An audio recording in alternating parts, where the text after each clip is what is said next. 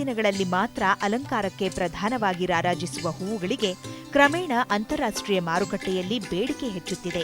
ಪರಿಣಾಮ ಪುಷ್ಪ ಕೃಷಿ ಲಾಭದಾಯಕ ಉದ್ಯಮವಾಗಿ ಅಭಿವೃದ್ಧಿಗೊಳ್ಳುತ್ತಿದೆ. ಈ ನಿಟ್ಟಿನಲ್ಲಿ ಮುಂದುವರಿದಿರುವ ಸಾಕಷ್ಟು ಜನ ರೈತರು ಪುಷ್ಪ ಕೃಷಿಯಲ್ಲಿ ತೊಡಗಿ ಯಶಸ್ವಿಯಾಗಿದ್ದಾರೆ. ಹಲವಾರು ಹೂವುಗಳಲ್ಲಿ ಚೆಂಡು ಹೂವು ಕೂಡ ಒಂದು ಲಾಭದಾಯಕ ಪುಷ್ಪೋದ್ಯಮವಾಗಿದೆ. ಮೊದಲೆಲ್ಲ ಹೂವಿನ ಬಗ್ಗೆ ಹೆಚ್ಚು ಡಿಮಾಂಡ್ ಅಂದರೆ ಹೊರಗಡೆ ದೇಶಗಳಲ್ಲಿ ಮಾತ್ರ ಡಿಮಾಂಡ್ ಇತ್ತು. ಈಗ ಹಾಗಲ್ಲ. ಈಗ ಇಲ್ಲಿ ನಮ್ಮ ಇಂಡಿಯಾದಲ್ಲೂ ಹೆಚ್ಚು ಬೇಡಿಕೆ ಇದೆ ಹೂವಿಗೆ. ಅದರಲ್ಲೂ ಹೆಚ್ಚು ಅಂದರೆ ಇದು ಹಬ್ಬಗಳ ಸೀಸನ್ನಲ್ಲಿ ಅದರಲ್ಲಿ ಇದು ಸೇವಂತಿಗೆ, ಚೈನಾ ಆಸ್ಟರ್ ಅಂತ ಅಂತಾರೆ, ಅದು ಮ್ಯಾರಿಗೋಲ್ಡ್, ಅದ್ರ ಬಗ್ಗೆ ಜಾಸ್ತಿ ಡಿಮಾಂಡ್ ಇದೆ. ಸೊ ಈಗ ಹಬ್ಬಗಳು ಅಂದರೆ ಮಳೆಗಾಲದಲ್ಲಿ ಇದ್ರದ್ದು ಇಳುವರಿ ಜಾಸ್ತಿ ಇದ್ದರೂ ಕೂಡ ಮಳೆಗಾಲದಲ್ಲಿ ಏನಿರುತ್ತೆ ಅಂದರೆ ರೇಟ್ ಕಡಿಮೆ ಇರುತ್ತೆ. ಈವನ್ ಸಮ್ಮರಲ್ಲಿ ಬೇಸಿಗೆನಲ್ಲಿ ಏನಿರುತ್ತೆ ಇದ್ರದ್ದು ಇಳುವರಿ ಕಡಿಮೆ ಇದ್ರೂ ರೇಟ್ ಜಾಸ್ತಿ ಇರೋದ್ರಿಂದ ಕಂಪೆನ್ಸೇಟ್ ಆಗುತ್ತೆ ಎರಡೂ. ಹಲವಾರು ಹೂಗಳನ್ನು ಬೆಳಿಬೋದು. ಅವುಗಳಲ್ಲಿ ಚೆಂಡು ಹೂವು ಕೂಡ ಒಂದು ಲಾಭದಾಯಕವಾದ ಬೆಳೆ ಆಗಿದೆ. ಚೆಂಡು ಹೂವಿನಲ್ಲಿ ಬಣ್ಣ ಮತ್ತು ಗಾತ್ರವನ್ನು ಆಧರಿಸಿ ಹಲವಾರು ತಳಿಗಳಿವೆ. IARI ಸಂಶೋಧನಾ ಸಂಸ್ಥೆ ಕೂಡ ಸ್ಥಳೀಯವಾಗಿ ಬೆಳೆಯಬಹುದಾದಂತಹ ವಿವಿಧ ತಳಿಗಳನ್ನು ಬಿಡುಗಡೆ ಮಾಡಿದೆ. ಇಲ್ಲಿ 2 ಥರದ ತಳಿ ಮೇನ್ ಆಗಿ ಬರುತ್ತೆ. ಒಂದಂದರೆ ಆಫ್ರಿಕನ್ ಮ್ಯಾರಿಗೋಲ್ಡ್ ಅಂತ, ಅದು ದೊಡ್ಡದಾದ ತಳಿ. ಅದನ್ನು ಕಮರ್ಷಿಯಲ್ ಆಗಿ ಜನರು ಹೂವಿನ ಬೇಡಿಕೆಗೋಸ್ಕರ ಬೆಳ್ತಾರೆ. ಇದು ದೊಡ್ಡ ಹೂ ಕೊಡುತ್ತೆ. ಇನ್ನೊಂದು ಫ್ರೆಂಚ್ ಮ್ಯಾರಿಗೋಲ್ಡ್ ಅಂತ ಇರುತ್ತೆ. ಅದು ಫ್ರೆಂಚ್ ಮ್ಯಾರಿಗೋಲ್ಡ್ ಅಂದರೆ ಚಿಕ್ಕ ಡ್ವಾರ್ಫ್ ಪ್ಲಾಂಟ್ಸ್ ಅಂತ ಅಂತಾರೆ. ಅದನ್ನು ಆರ್ನಮೆಂಟಲ್ ಆಗಿ ಗಾರ್ಡನ್ಗಳಲ್ಲಿ ಬೆಳೆಸ್ಬೋದು. ಈ ಕಮರ್ಷಿಯಲ್ ಆಗಿ ಬೆಳಿಬೇಕು ಅಂದರೆ ಆಫ್ರಿಕನ್ ಮ್ಯಾರಿಗೋಲ್ಡ್. ಅದರಲ್ಲಿ ಬೇರೆ ಬೇರೆ ತಳಿಗಳಿದೆ. ಲೈಕ್ ಆಫ್ರಿಕನ್ ಯೆಲ್ಲೋ ಅಂತ ಇದೆ, ಆಫ್ರಿಕನ್ ಆರೆಂಜ್ ಅಂತ ಇದೆ, ಡಬಲ್ ಆರೆಂಜ್ ಅಂತ ಇದೆ, ಜಾಯಿಂಟ್ ಡಬಲ್ ಅಂತ ಇದೆ, ಜಾಯಿಂಟ್ ಆರೆಂಜ್ ಅಂತ ಇದೆ. ಇವು ಕೆಲವೊಂದು ಆಫ್ರಿಕನ್ ಮ್ಯಾರಿಗೋಲ್ಡ್ ತಳಿಗಳು. ಕೆಲವೊಂದು IARI ರಿಸರ್ಚ್ ಇನ್ಸ್ಟಿಟ್ಯೂಟ್ ಕೆಲವೊಂದು ತಳಿಗಳನ್ನು ರಿಲೀಸ್ ಮಾಡಿದೆ. ದಟ್ ಈಸ್ ಪೂಜಾ ಬಸಂತಿ ಗ್ಯಾಂಡ, ಪೂಜಾ ನಾರಂಗಿ ಗ್ಯಾಂಡ ಅಂತ. ಈಗ ಪೂಜಾ ಸಂಕರ್ ಅನ್ನುವಂಥ ಈಗ ರೀಸೆಂಟಾಗಿ ಪೂಜಾ ಸಂಕರ್ ಅನ್ನುವಂಥ ತಳಿ ಕೂಡ ಅದು ರಿಲೀಸ್ ಮಾಡಿದೆ.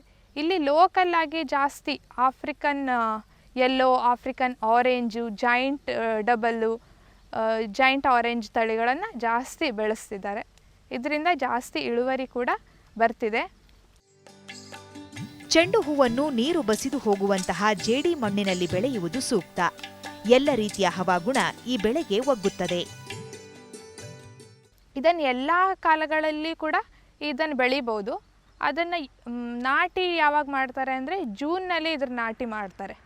ಇದನ್ನು ಎಲ್ಲ ಮಣ್ಣುಗಳಲ್ಲೂ ಬೆಳಿಬೋದು. ಬಟ್ ಜಾಸ್ತಿ ನೀರು ಬಸಿದು ಹೋಗುವಂಥ ಜೇಡಿ ಮಣ್ಣು ಈ ಬೆಳೆಗೆ ತುಂಬ ಸೂಕ್ತವಾಗಿದ್ದು. ಅಂದರೆ ನೀರು ನಿಲ್ಲುವಂಥ ಪ್ರದೇಶ ಆಗಿರಬಾರ್ದು, ನೀರು ಬಸಿದು ಹೋಗುವಂಥ ಮಣ್ಣಾದರೆ ಉತ್ತಮ ಆಗಿದೆ.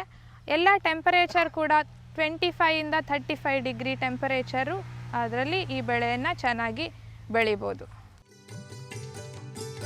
ಬೀಜಗಳನ್ನು ಏರು ಸಸಿಮಡಿಯಲ್ಲಿ ನೆಟ್ಟು ನಂತರ ಸೂಕ್ತ ಪ್ರಮಾಣದಲ್ಲಿ ಶಿಫಾರಿತ ಗೊಬ್ಬರಗಳ ಪೂರೈಕೆ ಮಾಡಬೇಕು. ನಂತರ ರೋಗಬಾಧೆ ತಡೆಯಲು ಸಸಿಮಡಿಗಳಿಗೆ ಕಾರ್ಬನ್ ಡೈಜಿಮ್ ಅನ್ನು ಹಾಕುವುದು ಸೂಕ್ತ. ಇದನ್ನು ಬೀಜದಿಂದ ಬೆಳೆಯನ್ನು ಬೆಳೀತಾರೆ. ಫಸ್ಟ್ ಸಸಿಮಡಿಗಳಲ್ಲಿ ಇದ್ರ ಬೀಜಗಳನ್ನು ಹಾಕಿರ್ತಾರೆ. 100 to 200 ಗ್ರಾಮ್ ಬೀಜ 1 ಹೆಕ್ಟೇರ್ ಪ್ರದೇಶಕ್ಕೆ ಬೇಕಾಗುತ್ತೆ. 1 ಎಕರೆಗೆ ಬೆಳೆಸೋದಿದ್ರೆ 100 ಗ್ರಾಮ್ ಬೀಜ ಸಾಕಾಗುತ್ತೆ. ಫಸ್ಟು ಸಸಿಮಡಿಗಳು ಅಂದರೆ ಅದ್ರ ಸೈಜು ಸುಮಾರು 1 ಎಕರೆಗೆ 1 ಸಸಿಮಡಿ ಇದ್ದರೆ 6 ಮೀಟ್ರ್ ಉದ್ದದ ಒಂದು ಸಸಿಮಡಿ, ಅದ್ರದ್ದು ಅಗಲ 1.2 ಮೀಟರ್ ಅದ್ರದ್ದು ಅಗಲ ಮತ್ತು 10 ಸೆಂಟಿಮೀಟ್ರ್ ಎತ್ತರದ್ದು ಏರು ಸಸಿಮಡಿಗಳನ್ನು ತಯಾರು ಮಾಡಬೇಕು. ಅದರಲ್ಲಿ 7.5 ಸೆಂಟಿಮೀಟ್ರ್ ಡಿಸ್ಟೆನ್ಸಲ್ಲಿ ಲೈನ್ ಸೋಯಿಂಗ್ ಥರ ಹಾಕ್ಕೊಂಡು ಹೋಗಬೇಕು. ಅದು ಹಾಕಾದ್ಮೇಲೆ ಅದಕ್ಕೆ ಹಾಕೋಕ್ಕಿಂತ ಮುಂಚೆ 30 kg ಕೊಟ್ಟಿಗೆ ಗೊಬ್ಬರ, ಅದ್ರ ಜೊತೆಗೆ ಒಂದು 200 ಗ್ರಾಮು ಕಾಂಪ್ಲೆಕ್ಸ್ ಫರ್ಟಿಲೈಸರ್ 15-15-15 NPK ಇರುವಂಥ ಫರ್ಟಿಲೈಸರನ್ನು ಒಂದು 200 ಗ್ರಾಮ್ ಹಾಕಿ ಅದಕ್ಕೆ ಚೆನ್ನಾಗಿ ಮಿಕ್ಸ್ ಮಾಡಿ ಆಮೇಲೆ ಈ 7.5 ಸೆಂಟಿಮೀಟ್ರ್ ಡಿಸ್ಟೆನ್ಸಲ್ಲಿ ಲೈನ್ ಸೋಯಿಂಗ್ ಮಾಡಬೇಕು. ಅದು ಆಗಿ ಅದ್ರ ಮೇಲೆ ತೆಳ್ಳಗೆ ಮತ್ತೆ ಒಂದು ಲೇಯರ್ದು ಕೊಟ್ಟಿಗೆ ಗೊಬ್ಬರವನ್ನು ಹಾಕಿ ನೀರು ಹಾಕಬೇಕು. ನೀರು ಹಾಕಿ ಆದಮೇಲೆ ಅದಕ್ಕೆ ಕೆಲವೊಂದು ರೋಗಗಳು ಬರದೇ ಇರೋ ಥರ ಸಸಿಮಡಿಗೆ ಕಾರ್ಬನ್ ಡೈಜಿಮ್ ಅನ್ನೋದನ್ನು 2 ಗ್ರಾಮ್ 1 ಲೀಟ್ರಿಗೆ ಹಾಕಿ ಅದನ್ನು ಸಸಿಮಡಿಗಳು ಅದ್ದೋ ಥರ ಅದನ್ನು ಡ್ರೆಂಚ್ ಮಾಡಬೇಕು, ಹಾಕಬೇಕು. ಬೀಜಗಳನ್ನು ನಾಟಿ ಮಾಡಿದ 4 ವಾರಗಳ ನಂತರ ಸಸಿಗಳನ್ನು ನಾಟಿ ಮಾಡಲು ಬಳಸಬಹುದು. ನಾಟಿ ಮಾಡುವ ಮೊದಲು ಭೂಮಿಯನ್ನು ಶಿಫಾರಿತ ಗೊಬ್ಬರ ನೀಡಿ ಹದ ಮಾಡಿಕೊಳ್ಳುವುದು ಅವಶ್ಯ. ನಂತರ ನಾಟಿ ಸಮಯದಲ್ಲಿ ಸೂಕ್ತ ಪ್ರಮಾಣದಲ್ಲಿ ಮೂಲ ಗೊಬ್ಬರ ನೀಡಬೇಕು. ಅಲ್ಲದೆ ನಾಟಿ ಮಾಡಿದ 30 ರಿಂದ 40 ದಿನಗಳ ನಂತರ ಮೇಲು ಗೊಬ್ಬರ ನೀಡಬೇಕು ಎನ್ನುತ್ತಾರೆ ತಜ್ಞರು. ಸಸಿಗಳು ಸುಮಾರು 10 ರಿಂದ 15 ಸೆಂಟಿಮೀಟರ್ ಉದ್ದ ಆದಮೇಲೆ ಅದನ್ನು ಅಂದರೆ ಮೇನ್ ಫೀಲ್ಡ್ಗೆ ನಾಟಿ ಮಾಡ್ಕೋಬೇಕು. ನಾಟಿ ಮಾಡೋಕ್ಕಿಂತ ಮುಂಚೆ ಮೇನ್ ಫೀಲ್ಡನ್ನು ಚೆನ್ನಾಗಿ 2-3 ಸಲ ಉಳುಮೆ ಮಾಡಿ ಹ್ಯಾರೋಯಿಂಗ್ ಮಾಡಿ, ಅಂದರೆ ಅದು ಫೈನ್ ಟಿಲ್ತ್ಗೆ ಬರಬೇಕು. ಕಲ್ಲು ಮಣ್ಣೆಲ್ಲ ಆರಿಸಿ ತೆಗೆದು ಅದಕ್ಕೆ ಕೊಟ್ಟಿಗೆ ಗೊಬ್ಬರವನ್ನು ಒಂದು 30 ಟನ್ ಪ್ರತಿ ಹೆಕ್ಟೇರ್ಗೆ ಹಾಕಿ ಚೆನ್ನಾಗಿ ಮಿಕ್ಸ್ ಮಾಡಬೇಕು. ಆಮೇಲೆ ಅದಕ್ಕೆ 15 ದಿನ ಬಿಟ್ಟು ಅದನ್ನು ಸಾಲುಗಳನ್ನು ಒಂದು 90 ಸೆಂಟಿಮೀಟ್ರ್ ಸಾಲು, 2 ಸಾಲುಗಳ ಮಧ್ಯ ಮತ್ತು 60 ಸೆಂಟಿಮೀಟ್ರ್ 2 ಗಿಡಗಳ ಮಧ್ಯ ಡಿಸ್ಟೆನ್ಸ್ ಬರೋ ಥರ ಅದನ್ನು ನಾಟಿ ಮಾಡ್ಕೋಬೇಕು.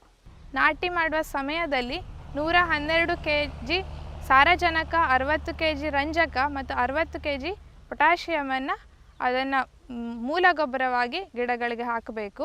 ಅದು ಆದಮೇಲೆ ಸುಮಾರು 30-40 ದಿನಗಳ ನಂತರ ಮತ್ತೆ 112 kg ಸಾರಜನಕವನ್ನು ಮೇಲು ಗೊಬ್ಬರವಾಗಿ ಗಿಡಗಳಿಗೆ ಹಾಕಬೇಕು. 1 ಹೆಕ್ಟೇರ್ ಪ್ರದೇಶಕ್ಕೆ ಇದಿಷ್ಟು.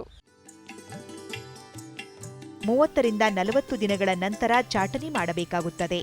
ಭೂಮಿ ಮತ್ತು ಹವಾಗುಣಕ್ಕನುಗುಣವಾಗಿ ನೀರಿನ ಸರಬರಾಜು ನಿರ್ಧರಿಸಬೇಕಾಗುತ್ತದೆ ಎಂಬುದು ತಜ್ಞರ ಅಭಿಪ್ರಾಯ. ನಾಟಿ ಮಾಡಿ 30-40 ದಿನ ಆದಮೇಲೆ ಇದಕ್ಕೆ ಚಾಟನಿ ಮಾಡಬೇಕು. ಚಾಟನಿ ಮಾಡೋದಂದರೆ ತುದಿ ಮುರಿಬೇಕು. 30-40 ದಿನಗಳ ನಂತರ ಜಾಸ್ತಿ ಕವಲು ಕೊಡೋಕ್ಕೆ ಇದನ್ನು ಮಾಡ್ತಾರೆ. ಸೊ ಅದು ಆದಮೇಲೆ ನೀರಾವರಿ ಸುಮಾರು 4-5 ದಿನಗಳಿಗೊಮ್ಮೆ ನೀರಾವರಿ ನಿಮ್ಮ ಮಣ್ಣು ಮತ್ತು ಅದರದ್ದು ಮಳೆ ನೋಡಿಕೊಂಡು 4-5 ದಿನಗಳಿಗೊಮ್ಮೆ ನೀರನ್ನು ಕೊಡಬೇಕು. ಚೆಂಡು ಹೂವಿನಲ್ಲಿ ರೋಗ ಮತ್ತು ಕೀಟ ಬಾಧೆ ಕಡಿಮೆ.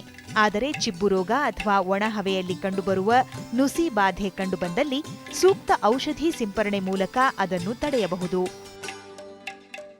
ರೋಗ ಮತ್ತು ಕೀಟಗಳ ಬಾಧೆ ಈ ಕ್ರಾಪ್ಗೆ ಕಡಿಮೆನೆ.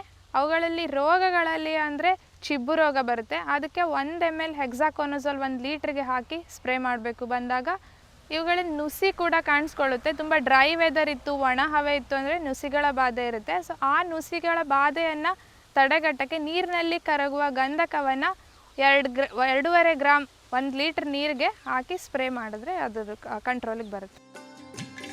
ನಾಟಿ ಮಾಡಿದ 2 ತಿಂಗಳಲ್ಲಿ ಚೆಂಡು ಹೂ ಬೆಳೆ ಕಟಾವಿಗೆ ಸಿದ್ಧವಾಗುತ್ತದೆ. ನಾಟಿ ಮಾಡಿ 1.5 ರಿಂದ 2 ತಿಂಗಳಲ್ಲಿ ಮೊದಲನೇ ಕಟಾವು ಬರ್ತದೆ. ಸೊ ಕೆಲವೊಂದು ಸಲ 1.5 ತಿಂಗಳಿಗೆ ಬರುತ್ತೆ. ಇನ್ನು ಈಗ ಸೀಸನ್ ಮೇಲೆ ವಿಂಟರ್ ಸೀಸನ್ ಚಳಿಗಾಲದಲ್ಲಾದರೆ ಇದು 1-2 ತಿಂಗಳ ತಗೊಳುತ್ತೆ. ಬೇರೆ ಮಳೆಗಾಲ ಮತ್ತು ಬೇಸಿಗೆ ಕಾಲದಲ್ಲಿ 1.5 ತಿಂಗಳಿಗೆ ಮೊದಲನೇ ಹಾರ್ವೆಸ್ಟಿಂಗ್ ಕಟಾವನ್ನು ನೀವು ಮಾಡ್ಬೋದು. ಅದಾಗಿ ಸುಮಾರು 15 ದಿನಗಳ ಅಂತರದಲ್ಲಿ ನೀವು ಕಟಾವು ಮಾಡ್ಬೋದು. 1 ವಾರದ ಅಂತರದಲ್ಲಿ ನಿಮ್ಮ ಹೂವಿನ ಸೈಜು ಮತ್ತು ಹೂವಿನ ಡಿಮಾಂಡನ್ನು ನೋಡಿಕೊಂಡು ನೀವು ಕಟಾವು ಮಾಡ್ಬೋದು. ಒಂದು ಬೆಳೆಯಲ್ಲಿ 6 ರಿಂದ 8 ಕಟಾವನ್ನು ನೀವು ತೆಗಿಬೋದು. ಹೆಕ್ಟೇರ್ಗೆ ಸುಮಾರು 800 ರಿಂದ 1,000 kgವರೆಗೂ ಇದು ಬರುತ್ತೆ. ಸೊ ಆದರೆ ಈ ಲಾಭದಾಯಕವಾಗಿ ಇವನ್ 10,000 kgವರೆಗೂ ತೆಗಿತಾರೆ. ಅದಕ್ಕೂ ಜಾಸ್ತಿನೂ ತೆಗಿತಾರೆ. ಅಂದರೆ ಅವರು ಯಾವ ಥರ ಇದನ್ನು ಹೆಂಗೆ ಈಲ್ಡ್ ಹೆಂಗಂದರೆ ಅವರು ಯಾವ ಥರ ಬೇಸಾಯ ಕ್ರಮ ಮತ್ತು ಗೊಬ್ಬರವನ್ನು ಕೊಟ್ಟಿದ್ದಾರೆ ಅನ್ನೋದ್ರ ಮೇಲೆ ಈಲ್ಡು ಚೇಂಜ್ ಆಗುತ್ತೆ. ಚೆಂಡು ಹೂವನ್ನು ಪೂಜೆ ಪುನಸ್ಕಾರಗಳಿಗೆ, ಅಲಂಕಾರಕ್ಕೆ ಬಳಸುವುದಲ್ಲದೆ ಬಣ್ಣ ತೆಗೆಯಲು, ಕುಕ್ಕಟ ಪಾಲನೆಯಲ್ಲಿ ಆಹಾರ ರೂಪದಲ್ಲಿ ಕೂಡ ಬಳಸಲಾಗುತ್ತೆ. ಹಾಗಾಗಿ ರೈತ ಬಾಂಧವರು ಚೆಂಡು ಹೂ ಕೃಷಿಯನ್ನು ಪ್ರಮುಖ ಬೆಳೆಯಾಗಿ ಇಲ್ಲವೇ ಅಂತರ ಬೆಳೆಯಾಗಿಯೂ ಮಾರುಕಟ್ಟೆ ಬೇಡಿಕೆಗೆ ಅನುಸಾರ ಬೆಳೆದು ಅಧಿಕ ಲಾಭ ಗಳಿಸಬಹುದು.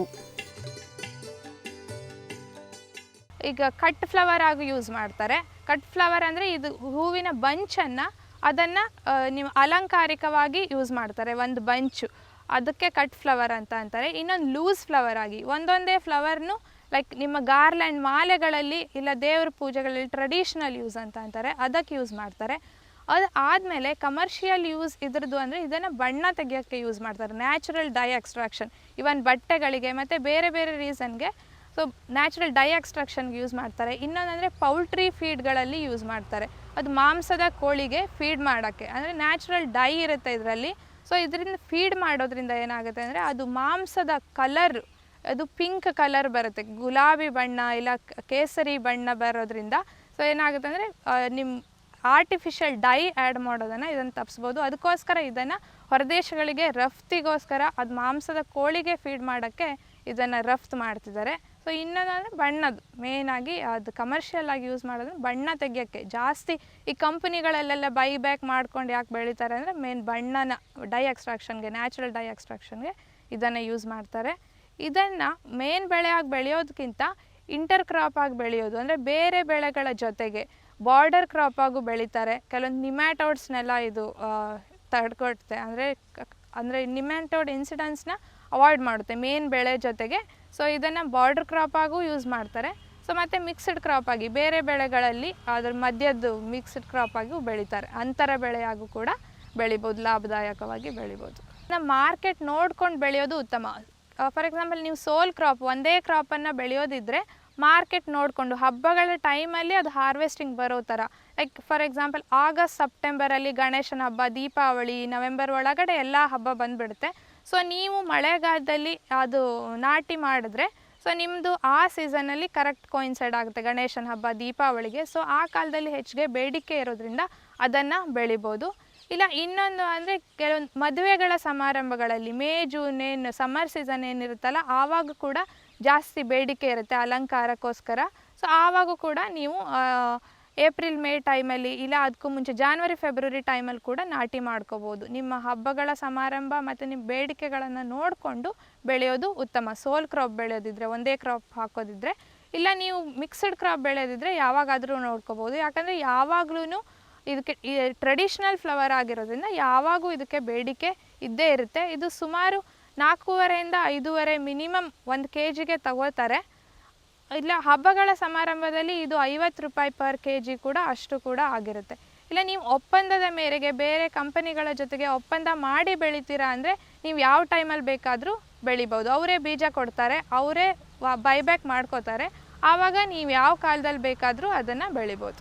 ಖಂಡಿತವಾಗ್ಲೂ ಇದು ಒಂದು ಲಾಭದಾಯಕ ಬೆಳೆ, ರೈತರಿಗೆ ಅಡಿಷ್ನಲ್ ಇನ್ಕಮನ್ನು ಕೊಡುತ್ತೆ ಮತ್ತು ಲಾಭವನ್ನು ಕೂಡ ಕಡಿಮೆ ಅವಧಿಯಲ್ಲಿ ಹೆಚ್ಚು ಲಾಭದಾಯಕ ಬೆಳೆ ಅನ್ನೋದನ್ನು ನಾನು ಹೇಳಲಿಕ್ಕೆ ಇಷ್ಟಪಡ್ತೇನೆ.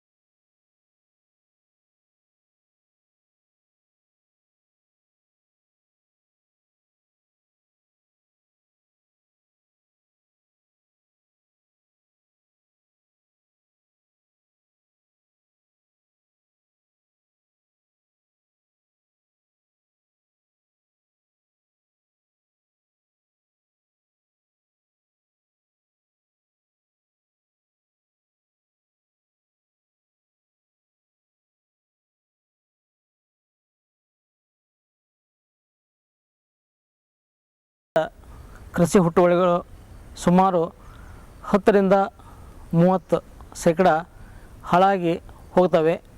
ನಾವು ಉತ್ಪಾದನೆ ಮಾಡುವ ಕ್ಷೇತ್ರದಿಂದ ಅವು ವಿವಿಧ ಹಂತಗಳಿಂದ ಗ್ರಾಹಕರನ್ನು ಗ್ರಹಿಸಿರುವ ಮೊದಲು ಹೊಲದಿಂದ ಹಿಡಿದು ಗ್ರಾಹಕರನ್ನು ಮುಟ್ಟುವಾಗ ಸಾಕಷ್ಟು ಕೆಲಸಗಳು ನಡೀತಾವೆ. ಏನಂದರೆ ಈ ಹೊಲದಲ್ಲಿ ಹಾಳಾಗ್ತದೆ, ಮುಂದೆ ಸಾಗಾಣಿಕೆ ಮಾಡುವಾಗ ಹಾಳಾಗ್ತದೆ, ನಂತರ ಕಣದಲ್ಲಿ ಹಾಳಾಗ್ತದೆ, ಮತ್ತು ಸಂಗ್ರಹಣೆ ಮಾಡುವಾಗ, ಸಾಗಣೆ ಮಾಡುವಾಗ ಮಾರ್ಕೆಟಲ್ಲಿ ಸಾಕಷ್ಟು ರೀತಿಯಿಂದ ನಾವು ಹಾಳಾಗೋದನ್ನು ಕಾಣ್ತಾ ಇದ್ದೀವಿ. ಸುಮಾರು 2/1, 3/1 ಹಾಳಾಗುವುದನ್ನು ನಾವು ಕಾಣ್ತಾ ಇದ್ದೀವಿ. ಪ್ರಮುಖ ಆಹಾರ ಧಾನ್ಯಗಳಲ್ಲಿ ಸುಮಾರು 10-30% ಕೊಯ್ಲು ನಂತರ ಹಾಳಾಗ್ತದೆ. ತೋಟಗಾರಿಕೆ ಪದಾರ್ಥಗಳಾದ ಹಣ್ಣು ಮತ್ತು ತರಕಾರಿಗಳಲ್ಲಿ ಇನ್ನೂ ಹೆಚ್ಚಿನ ಪ್ರಮಾಣದಲ್ಲಿ ಅಂದರೆ ಸುಮಾರು 40-50% ಹಾಳಾಗ್ತದೆ ಅಂತ ನಾವು ತಿಳಿದು ಬಂದಿದೆ. ಈ ನಿಟ್ಟಿನಲ್ಲಿ ನಮ್ಮ ಕೃಷಿ ವಿಶ್ವವಿದ್ಯಾಲಯ ಧಾರವಾಡ ಮತ್ತು ಕೆನಡಾ ದೇಶದ ಮೆಕ್ಗಿಲ್ ವಿಶ್ವವಿದ್ಯಾಲಯ ಎರಡೂ ಜಂಟಿಯಾಗಿ ಕೆನಡಾ ದೇಶದ ಸೀಡಾ ಯೋಜನೆ ಅಡಿಯಲ್ಲಿ ಕೆಲವೊಂದು ವೈಜ್ಞಾನಿಕ ಕಾರ್ಯಕ್ರಮಗಳನ್ನು ಕೈಗೊಂಡಿದ್ದೇವೆ. ಪೋಸ್ಟ್ ಹಾರ್ವೆಸ್ಟ್ ಟೆಕ್ನಾಲಜಿ ಅಂತ ನಾವು ಹೇಳ್ತೇವೆ.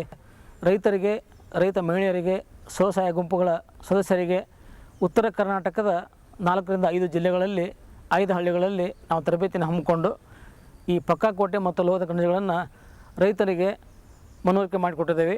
ಅದಕ್ಕಾಗಿ ಈ ರೈತರ ಮನೆಯಲ್ಲಿ ಸಿಮೆಂಟ್ ಇಂದ ಸಿಮೆಂಟ್ ಉಸುವಿನಿಂದ ಯಾವುದೋ ರೀತಿಯಲ್ಲಿ ನೀರಿನ ಅಥವಾ ಅದು ಮಾಯಿಶ್ಚರ್ ಬರದಂಥ ನಾವು ವ್ಯವಸ್ಥೆ ಮಾಡಿ ಒಂದು 10 ಕ್ವಿಂಟಲ್ ಮತ್ತು ಇನ್ನೊಂದು 20 ಕ್ವಿಂಟಲ್ 2 ಸೈಜಿನ ಗಾತ್ರದ ಪಕ್ಕಕೋಟೆಯನ್ನು ನಾವು ನಿರ್ಮಿಸಿ ರೈತರಿಗೆ ಅವರ ಅನುಕೂಲಕ್ಕೆ ತಕ್ಕಂತೆ ಮಾಡಿಕೊಟ್ಟಿದ್ದೇವೆ.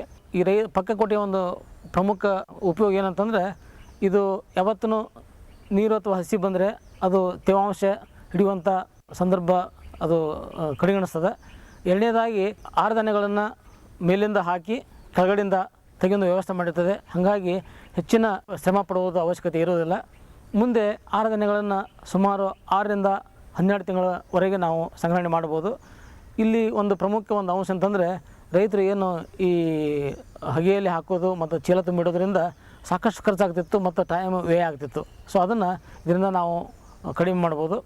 ಎರಡನೇದಾಗಿ ಈ ಲೋಹದ ಕಣಜಗಳಂತಂದರೆ ಡ್ರಮ್ ಅಂತ ಹೇಳ್ತಾರೆ ಅವಕ್ಕೆ, ಅಥವಾ ಅಲ್ಯೂಮಿನಿಯಂ ಶೀಟಿಂದ ಮಾಡಿರ್ತಾರೆ. ಈಗ ಅತಿ ಸಣ್ಣ ಮತ್ತು ಕಾರ್ಮಿಕರ ಮಂದಿಗೆ ಹೆಚ್ಚಿನ ಹುಟ್ಟುವಳಿಗಳು ಅವರಲ್ಲಿ ಇರೋದಿಲ್ಲ.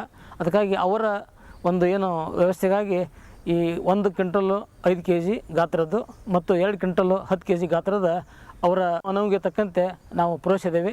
ಸೊ ಅದರಿಂದ ಈ ಲೋಹದ ಕಣಜಗಳಲ್ಲಿ 6 ತಿಂಗಳ ಅಥವಾ 3 ತಿಂಗಳವರೆಗೆ ಬೀಜನ ಸಂಗ್ರಹಣೆ ಮಾಡ್ಬೋದು.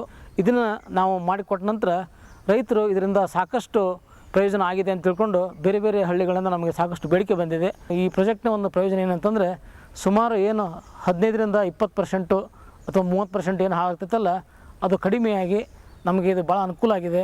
ಇದರಿಂದ ಆಹಾರ ಧಾನ್ಯಗಳನ್ನು ಹಾಳಾಗೋದನ್ನು ಕಡಿಮೆ ಆಗಿದೆ. ಮತ್ತು ನಾವು ಈ ಆಹಾರ ಧಾನ್ಯಗಳ ಸಂಗ್ರಹಣೆ ಮಾಡಲಿಕ್ಕೆ ಏನು ಚೀಲ ಇಂತೆಲ್ಲ ಉಪಯೋಗ ಮಾಡ್ತೀವಿ, ಅದರ ಖರ್ಚು ಕಡಿಮೆ ಆಗಿದೆ.